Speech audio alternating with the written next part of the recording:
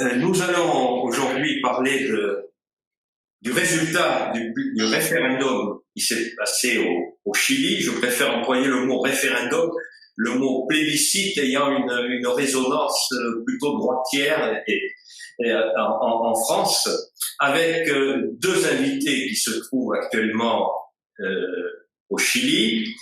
Marco, bonjour, qui va parler au nom de la fondation Igualdad, qui est une importante fondation chilienne qui fait un peu le même travail que la fondation Jean Jaurès en France, et Juan Pablo Payamar, qui est chercheur à Paris 13, mais qui, étant franco-chilien, a souhaité voter, faire son devoir d'électeur et voter, et j'imagine assurer le résultat que l'on connaît aujourd'hui. Donc, la première question que je voudrais vous poser à l'un et à l'autre, quel était l'enjeu de ce référendum à deux volets, puisqu'il y avait deux questions? Quel était le problème que prétendait résoudre ce référendum? Alors, Juan Pablo ou Marco, Pablo. Ok, bonjour à tous et à toutes celles qui nous écoutent aussi. Merci Jean-Jacques pour la présentation et bonjour à Marcos Robles de l'Instituto Igualdad.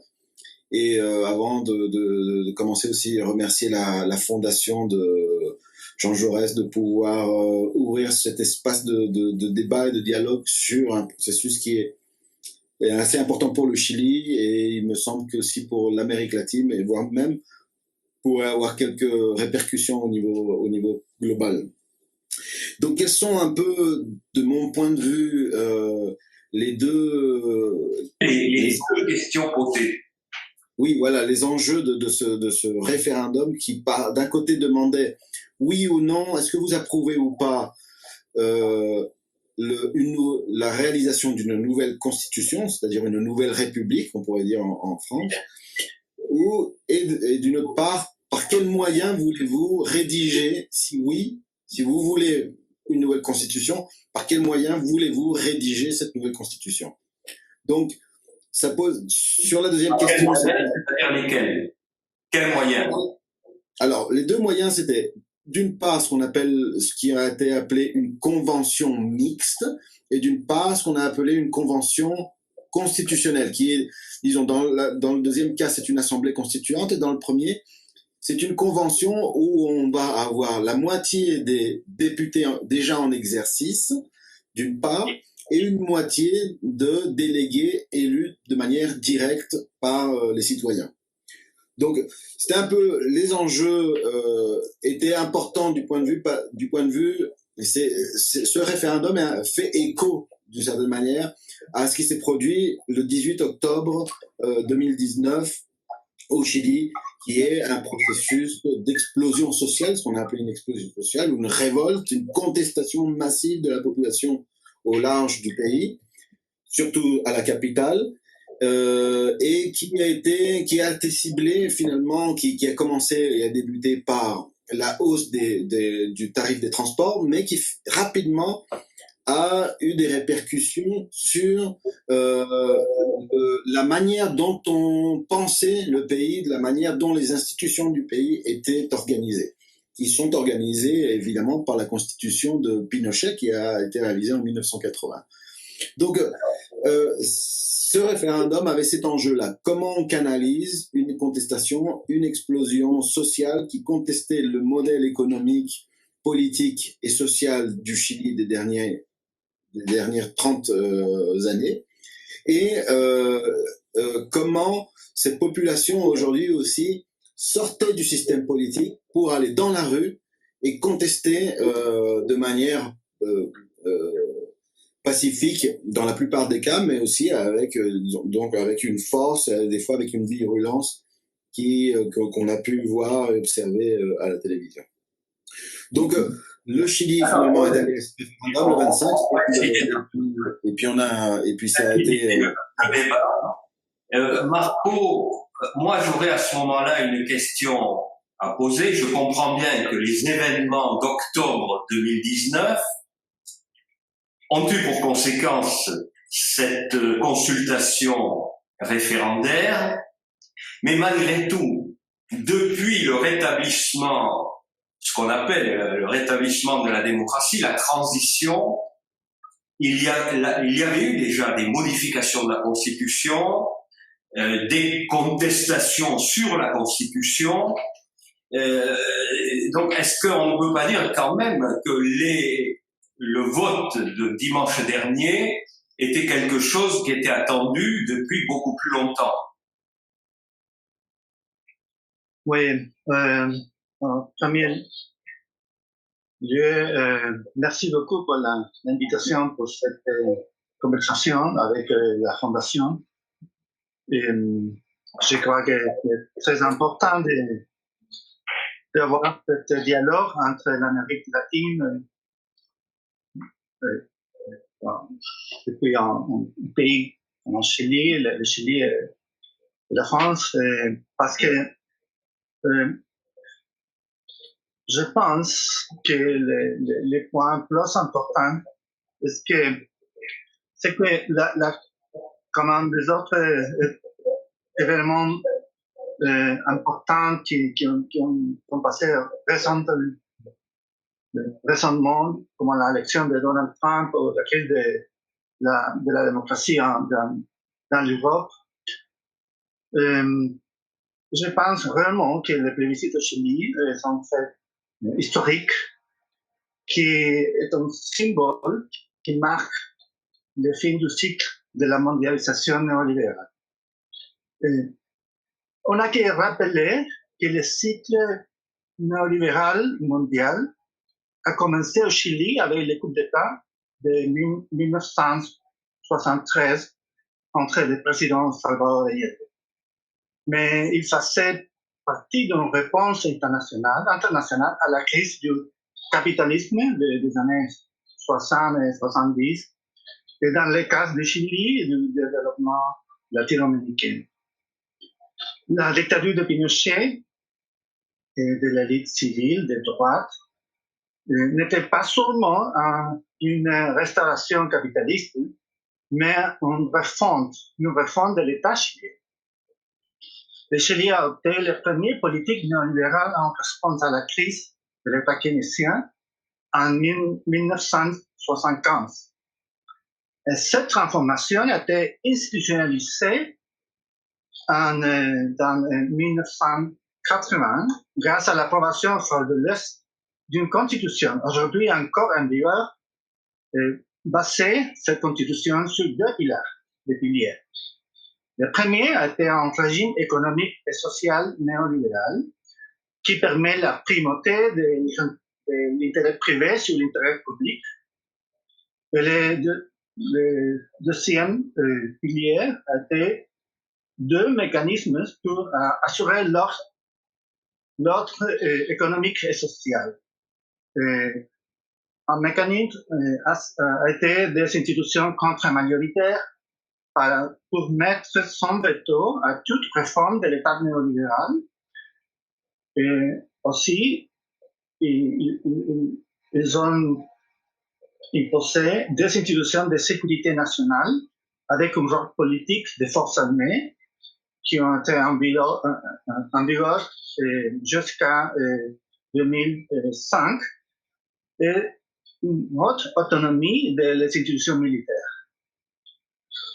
Et avec cette constitution, le Chili a marqué le début du long cycle de la mondialisation néolibérale qui se poursuivra en 1979 avec la première politique d'ajustement structurel conduite par Paul Volcker, le président de la Réserve fédérale américaine, après l'élection de Margaret Thatcher et après l'élection de Ronald Reagan aux États-Unis. Je coupe cette historique. Si je comprends bien, les attentes de ceux qui ont voté majoritairement pour le changement dimanche 25 octobre sont avant tout des attentes anti-néolibérales, des attentes sociales. Exactement. Je pense que le résultat de ce dimanche, c'est la continuation d'un processus historique de lutte du peuple chilien contre ce modèle néolibéral qui a été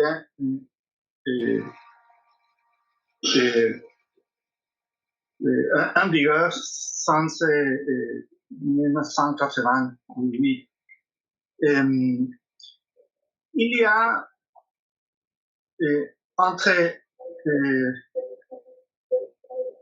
depuis 1993 et 88, il y a eu, c'est important de dire, un processus de mobilisation sociale contre la dictature qui a forcé un projet de transition démocratique.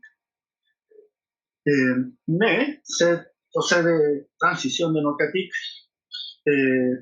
a vu l'imposition de ces institutions néolibérales et contre-bandes militaires comme une condition pour la transition. Ça a été imposé par les militaires. Le résultat, a été un processus très effectif de 30 ans en république néolibérale semi-souveraine qui a empêché toute réforme structurelle.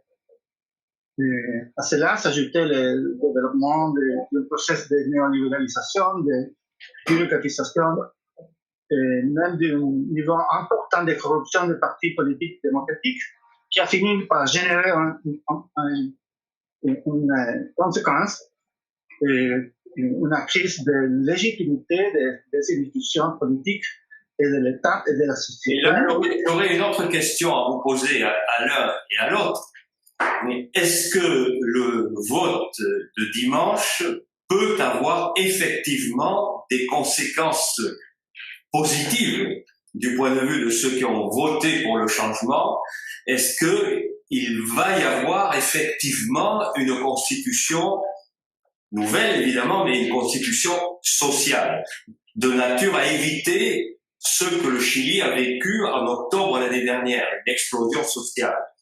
Est-ce que les constituants, est-ce que cette constitution qui va sortir avant 2022, à elle seule, peut être de nature à résoudre toutes ces années de néolibéralisme qui se sont accumulées sur les Chiliens, et en matière sociale, en matière d'éducation, en matière de transport, la disparition de tout ce qui est public? Pablo? Oui, Pablo. Je pense que effectivement, comme dit, je suis très d'accord avec ce que dit Marco. Il faut comprendre que déjà il y a ce processus et d'une certaine manière marque une contestation face à la société chilienne qui a été galvanisée à partir des années 80 par le néolibéralisme, par des politiques néolibérales.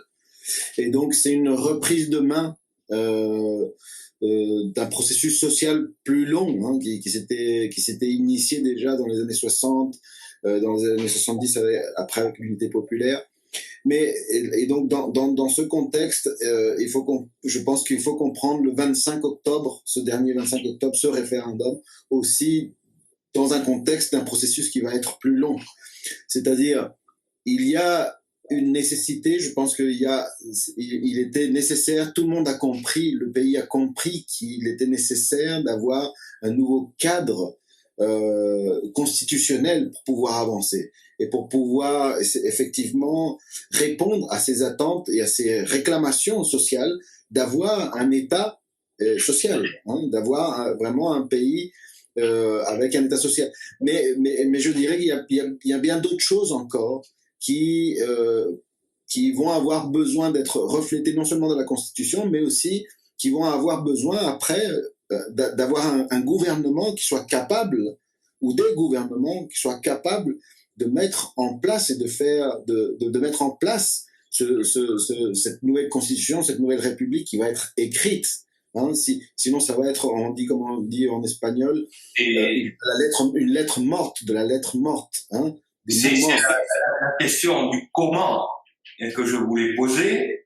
En regardant le résultat du référendum, ce que vous appelez le plébiscite, j'ai vu que les électeurs avaient privilégié la solution sans parlementaire, ce qui traduit quelque part un divorce entre les électeurs et ceux qui sont censés représenter les électeurs et voter la loi.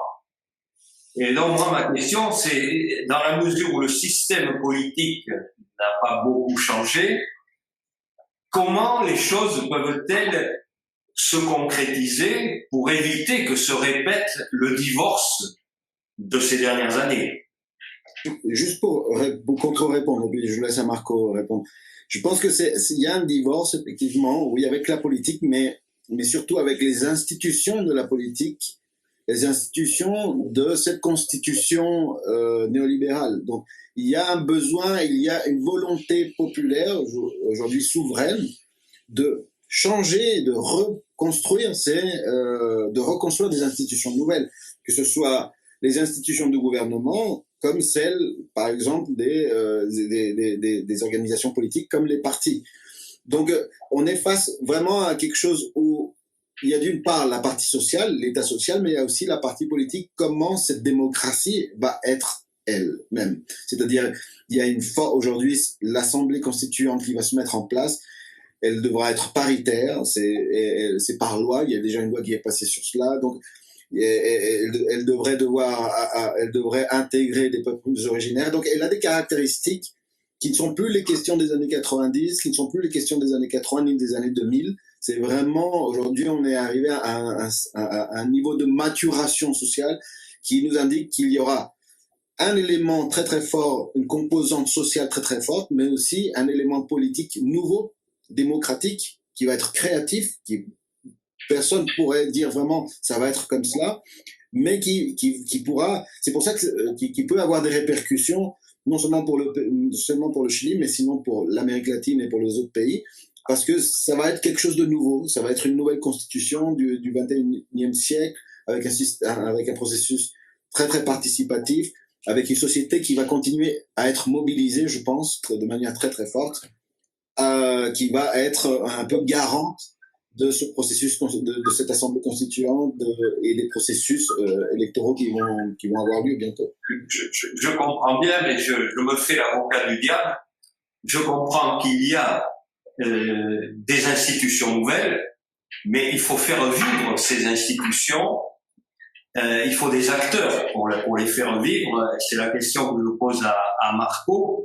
Il y a eu le Frente Amplio qui est sorti d'un mouvement antérieur, mais qui semble également emporté par la critique générale. Donc, demain, pour faire vivre les nouvelles institutions, comment les choses peuvent-elles, la question est difficile, mais comment les choses peuvent-elles rentrer en application? Je pense que le plus important problème politique aujourd'hui, après la crise des institutions politiques chiliennes, c'est l'existence d'un projet social, mais l'absence ou l'inexistence d'un projet politique. Nous avons un mouvement social très fort en train de produire des changes, des transformations extraordinaires, mais il n'y a pas un sujet politique, des partis politiques avec légitimité capable de conduire politiquement les procès ouverts avec les plébiscites. C'est très complexe parce que aujourd'hui les partis politiques ont des niveaux de légitimité dans les enquêtes qu'ils ont dans le margin d'erreur. Le niveau d'approbation des partis c'est 5%. 5%. Alors, la question, c'est qui va conduire politiquement les procès. Et il n'y a pas un réponse aujourd'hui. Et c'est très, très complexe parce que il y a un process le plus complexe et important process politique, comme c'est la création d'une nouvelle constitution, mais il n'y a pas un sujet politique pour conduire ce process parce que la crise de légitimité de ces institutions politiques. Alors, c'est un procès très, très ouvert, très ouvert. Et il y a maintenant un procès de contestation entre les mouvements sociaux et les partis politiques pour la définition des candidats à l'Assemblée constituante. C'est très complexe.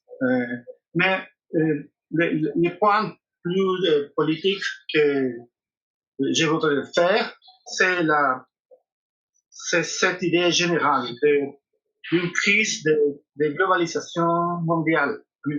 Ce qui passe au Chili et dans l'Amérique latine, c'est la même chose qui est en train de passer dans l'Europe et aux États-Unis. Aux États-Unis, Trump, c'est la même chose. C'est la crise d'un type de capitalisme néolibéral qui a fait crise avec son élection. Et dans l'Europe, vous savez mieux que moi qu'est-ce qui passe. Mais dans l'Amérique latine, c'est la même chose. Et spécialement au Chili, avec des demi-cycles de néolibéralisme, c'est fini. Alors, c'est un moment global, mondial, complètement nouveau. Et tout le monde est en train de faire des questions et de chercher des réponses nouvelles pour voir quel type de développement on va développer les ans suivants qui peuvent faire une différence. Au Chili, il y a un débat entre un type de démocratie demi-souveraine, exclusive, nationale, patriarcale et centralisée, ou une démocratie interculturelle, inclusive pour tous les genres, et paritaire, avec une politique sans veto, par exemple. Et le débat est organisé aussi entre un État néolibéral avec une relation basée sur l'inégalité et la précarité extrême, ou un État démocratique et social de droit. Et le débat est organisé entre un régime extractiviste ou un développement durable.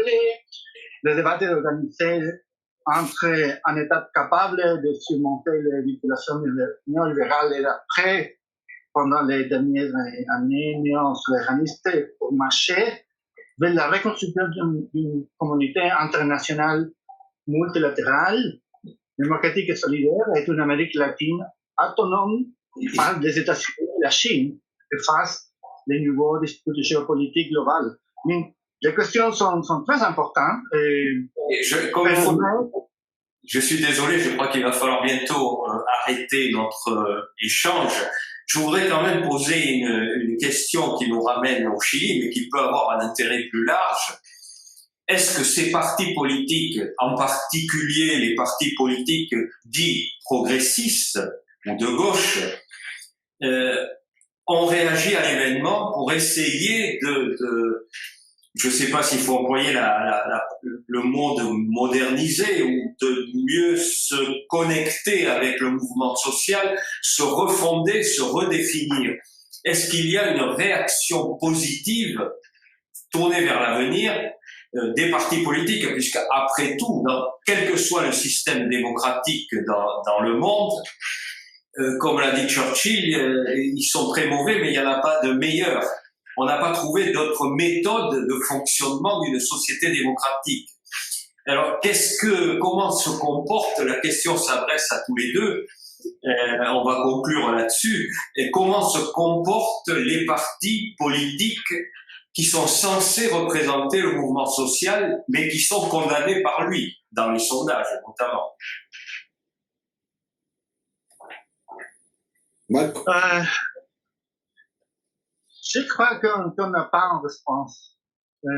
Aujourd'hui, c'est un processus ouvert.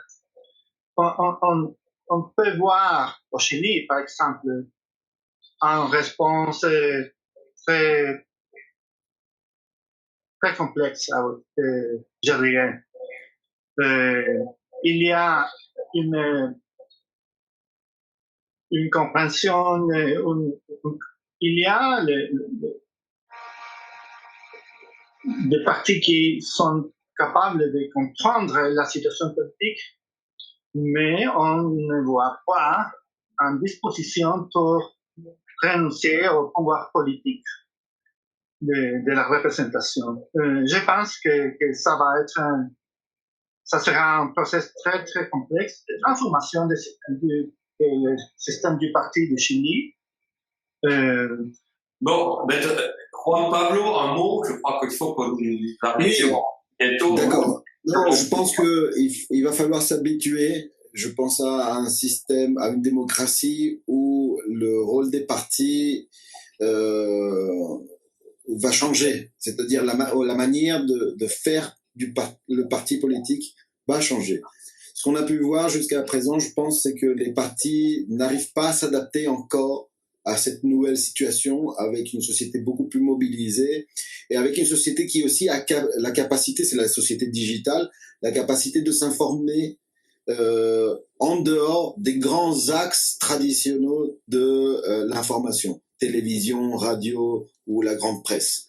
Donc, il y a une manière de faire le parti politique ou de faire l'organisation sociale qui doit changer. Personne, je pense, a la réponse. Mais ce qu'on a vu déjà à partir de 2011 avec les étudiants, c'est cette situation dans laquelle, cette attitude où on a des assemblées territoriales, où après on a les dirigeants qui vont parler, font faire des pourparlers, mais qui doivent après revenir à leur assemblée, consulter et avec leur assemblée.